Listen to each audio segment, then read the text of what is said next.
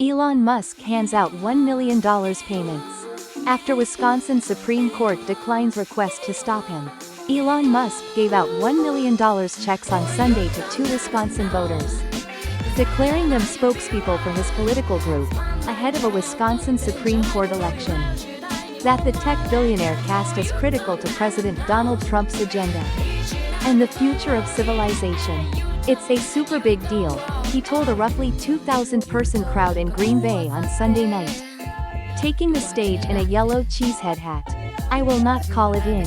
I'm here in person." Musk and groups he supports have spent more than $20 million to help conservative favorite Brad Schimel in Tuesday's race, which will determine the ideological makeup of a court likely to decide key issues in a perennial battleground state, as the liberal favorite Susan Crawford and her allies protest Musk and what they claim is the influence he wants to have on the court.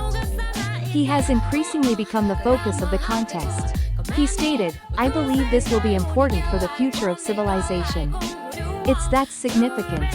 He noted that the state high court may well take up redistricting of congressional districts, which could ultimately affect which party controls the U.S. House.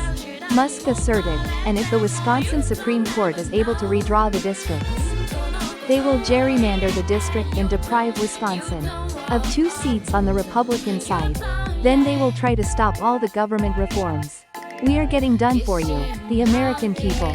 A unanimous state Supreme Court on Sunday refused to hear a last-minute attempt by the state's Democratic Attorney General to stop Musk from handing over the checks to 2 voters, a ruling that came just minutes before the planned start of the rally. 2 lower courts had already rejected the legal challenge by Democrat Josh Kaul, who argues that Musk's offer violates a state law. Wisconsin law prohibits offering anything of value to induce anyone to vote, Kaul argued in his filing. Yet, Elon Musk did just that. But the state Supreme Court, which is currently controlled 4-3 by liberal justices, declined to take the case as an original action. The court did not explain why it made its decision. Kaul had no immediate comment on the court's order. Musk's attorneys argued in filings with the court that Musk was exercising his free speech rights with the giveaways, and any attempt to restrict that would violate both the Wisconsin and U.S. constitutions. The payments are intended to generate a grassroots movement in opposition to activist judges, not to expressly advocate for or against any candidate, Musk's attorneys argued in court filings. Musk's Political Action Committee used a nearly identical tactic before the presidential election last year, offering to pay $1 million a day to voters in Wisconsin and 6 other battleground states who signed a petition supporting the First and Second Amendments. A judge in Pennsylvania said prosecutors failed to show the effort was an illegal lottery and allowed it to continue through Election Day. Liberals currently hold a 4-3 majority on the court. All 4 liberal justices have endorsed Dane County Judge Susan Crawford, the Democratic-backed candidate, about 4 hours before the rally was scheduled to begin. Musk's lawyers requested that Jill Karofsky and Rebecca Dallet, 2 liberal justices who had campaigned for Crawford, withdraw from the case. The specter of inappropriate bias, according to his lawyers, is created by their work for Crawford. If they did recuse, that would leave the court with a 3-2 conservative majority. Both justices rejected the request and said they would spell out their reasons why at a later date.